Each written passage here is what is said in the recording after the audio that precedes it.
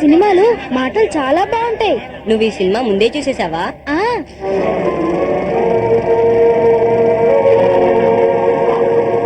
నిన్ను మాట్లాడగనా ఒక్కటి మనసులో ఉన్నవన్నీ అడిగే. అహోరాత్రాలు అదే పనిగా తాగుతున్న మాట నిజమేనా? ధర్మని చెప్పాడా? ఎవరైతేనే నిజమేనా? నిజమే. అలా భయంకరమైన తాగుడుకు బానిసైపోయి ఎందరో మానవ ప్రాణాలు పోగొట్టుకున్నారు. దేవుడా, ఇక నేను తాగనని మాటి.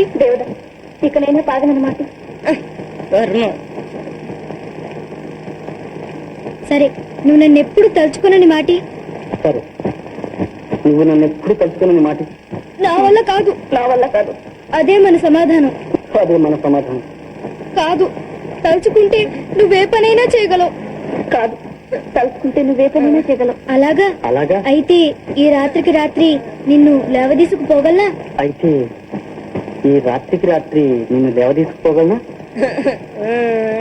చూసావా ఎంత ఏడుపు వస్తుందో? నువ్వు కూడా ఏడుస్తున్నావు. చిచ్చి, నేను అందుకే ఏడవట్లేదు. నువ్వు సినిమాలో వచ్చే డైలాగులు ముందే చెప్తున్నావు, అందుకే ఏడుస్తున్నాను. నీతో సినిమాకి ఇంకెప్పుడు రాను.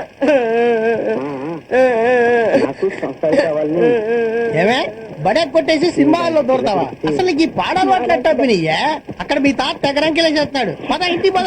మావయ్య, ఈ సినిమా బాగుంటుంది మావయ్య. అమ్మయ్యా, ఇప్పుడు ఎంచక్క సినిమా చూసుకోవచ్చు. సినిమా లేదేం లేదు పద. నీ పని చెప్తా. ఇంకా గట్టిగా ఉప్పువే. తర్వాత నేను, ముందు నేను. ధను, నీకోసం ఎక్కడెక్కడో వెతుకుతుంటే ఇక్కడున్నావా? ధను, నేను వెళ్ళిపోయాక సినిమా ఎంత బాగా చూసానో. చెప్పు, నీ జట్టు కచ్చి. ఎందుకు కచ్చి? నిన్న వాళ్ళ మామ లాక్కుపోతుంటే కదలకుండా తిరుగుడు రాలో కూర్చున్నావంట కదా. అయితే నాతో మాట్లాడవా? మాట్లాడను. అంతేనా? అంతే. నువ్వేనా చెప్పవే. అయితే 3 గుంజిళ్ళు తీ. నేను ఎందుకు తీయాలి? నేను తీయను పో. అయితే నేను మాట్లాడను పో. నీకే ఉందిలే పెద్ద బోడి ఉయ్యాలా. నువ్వు రోజు సిల్క్ బట్టలు వేసుకుంటాను గీరా. మీ తాత నీకు రోజు పావలేస్తాడని గొప్ప. నువ్వు తలకి వాసన రాసుకుంటావని ఫోజు. మీరు రోజు మాంసం తింటారని పొగరు. పాలంలో మామిడికాయలు కొట్టుకుందాం పదండ్రా. అరే నేను వస్తాను రా. వద్దు, నువ్వు ధనలక్ష్మి పార్టీ. నువ్వు ఆడవాళ్ళ పార్టీ. రే, నేను ఇప్పుడు ధను జట్టు కాదురా. ఆడవాళ్ళని నమ్మద్దని సినిమాలో నాగేశ్వరరావు చెప్పాడు. నేను ధనుతో అస్సలు మాట్లాడను. నిజం రా. ఈ రోజు నుంచి నేను మీ పార్టీనే. రే, నన్ను కూడా తీసుకెళ్ళండి రా. నేను చెప్పినట్టు చేస్తే తీసుకెళ్తాం. ఏం చేయాలి? అమ్మో వద్దురా. అయితే మాత్రం రావా? సరే, ఇందా వెళ్ళు. కామండి, కళ్ళు తిరుగుతున్నాయి. అయితే దిగు.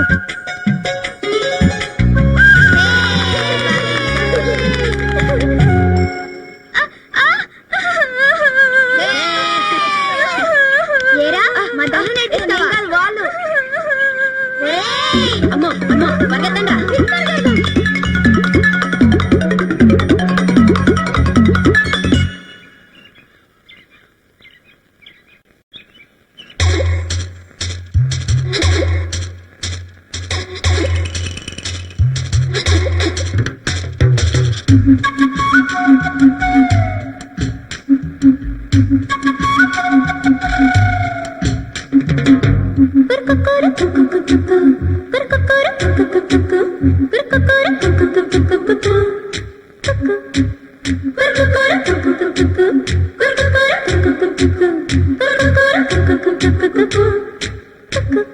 గుంటూరు గుండమ్మ వరిచేలు దాటాక వస్తాది సుబ్బయ్య మావేడి తోటకి కావలి వస్తాడు పక్కూరి పాలేరు పుల్లయ్య మావ. పుల్లయ్య వేస్తాడు కళ్ళుని, కళ్ళు తాకాక తీస్తాడు గురకని. గురక పెట్టకి చిట్టకి కాయల్ని చెప్పేసి ముక్కలుగా కోసేసుకుందాములే.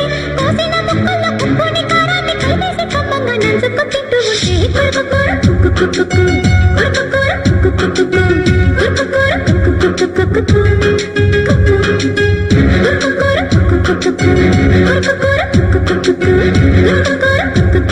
Good.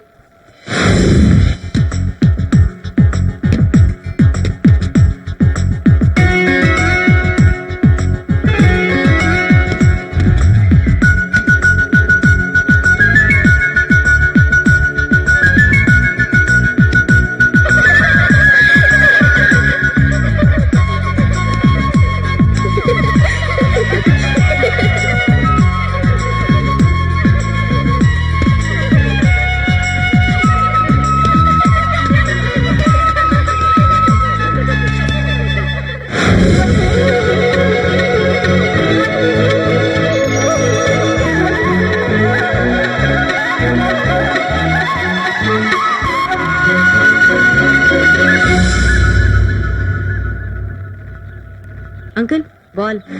ఏం చదువుతున్నావు? 10th class. Uncle ball. Thanks. ఒరే రాజు, ఆ ఏజ్ లో ఆ ఆనందమే వేర్రా. కూర్చోరా. ఏం కావాలి సార్?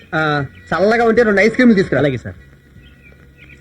ఒరే, నీకే కాదురా, నాకు ఒక లవ్ స్టోరీ ఉంది తెలుసా? నీకా? అందరూ చెబితే వైదీశ్వరుడు కోయిల దగ్గర తంబజాతకం చెప్పించుకోవడానికి వెళ్ళాను. అక్కడ జ్యోతిష్కుడు తాళపత్ర గ్రంథాలు తిరిగేసి, బాబు నీ జాతకం చెబుతాను విను అని ఏం చెప్పాడంటే, 400 సంవత్సరాల క్రితం ఒక రాజుగారి దగ్గర కోట కాపలా కాసే సైనికున్నట్టు నేను. రోజు యువరాణి గారు నా కళ్ళ ముందు నుంచి అలా గుడికి వెళ్ళేవారు. నేను యువరాణి గారిని అలా చూస్తూ ఉండేవాడిని. ఒక రోజు యువరాణి గారు పల్లకి దిగి నా దగ్గరికి వచ్చారు. నాకుండే దడదలాడింది.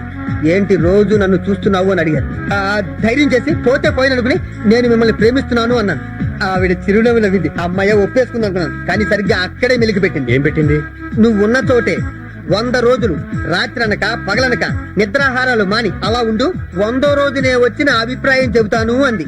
మీరు అభిప్రాయం చెప్పలే గాని 200 రోజులు ఉంటాను అన్నాను. యువరాణి గారు అలా చిరునవ్వు నవ్వుతూ వెళ్ళిపోయారు. నేను స్టైల్ గా ఒంటికాలి మీద నుంచున్నాను. 24 గంటల గడవక ముందే 2వ కాలు భూమి కట్టేసింది.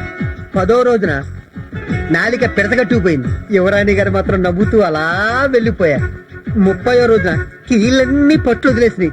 యువరాణి గారు మాత్రం నవ్వుతూ అలా వెళ్ళిపోయారు. 60వ రోజున గడ్డం భూ కంటింది, ముఖం పీక్కుపోయింది. యువరాణి మాత్రం ఎప్పట్లాగే నవ్వుతూ అలా వెళ్ళిపోయారు. 80వ రోజున కళ్ళు మసకబారిపోయింది. కళ్ళెదురుగుండా యువరాణి వెళ్తుందో యువరాజు వెళ్తున్నాడో గుర్తుపట్టని పరిస్థితి ఏర్పడింది. 90వ రోజున చస్తానో బతుకుతానో తెలియదు, గుండె చప్పుల్లో మార్పు వచ్చింది. 99వ రోజే జరిగింది. ఏం జరిగింది? అక్కడి నుంచి నేను అలా వెళ్ళిపోయాను. ఎందుకు వెళ్ళిపోయావరా? నాకేం తెలుసురా? అదే విషయం నేను జ్యోతిష్కుని అడిగాను. ఆయన తాళపత్ర గ్రంథాన్ని బోర్ల అయ్యే చూసి తొక్కలో ప్రేమ కోసం 99 రోజులు ఇక్కడ ఉండాలా అన్న జ్ఞానోదయం కలిగి లెక్కి వెళ్ళిపోయానంట. నీ ప్రేమ లాంటిది కాదు నా ప్రేమ. సర్లేరా, నువ్వు అమర ప్రేమికుడివి. ఇంతకీ నీ ప్రియురాల్ని నువ్వు ముద్దుగా ఏమని పిలుస్తావు? ధను. ఏంటి ధను? ధనలక్ష్మి పుషింగ్ ఎత్తనం అంటే ధనలక్ష్మి ఎరిగేస్తుందనే చూడరా నువ్వు. వద్దాలే ధనలక్ష్మి కొట్టు కొట్టు, ధనలక్ష్మి కొట్టు, పర్వాలేదు. ధనలక్ష్మి కొట్టు.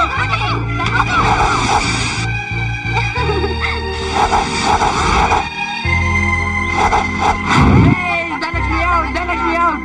అయ్యో ధనలక్ష్మి ఇప్పుడు నువ్వు మోచేతుల మీద దేకాల్సిందే. ఒరే ఈ ఆట బాలేదురా, బచ్చాలు ఆట ఆడుకుందాం. ముందు ధనలక్ష్మి దేకాల్సిందే.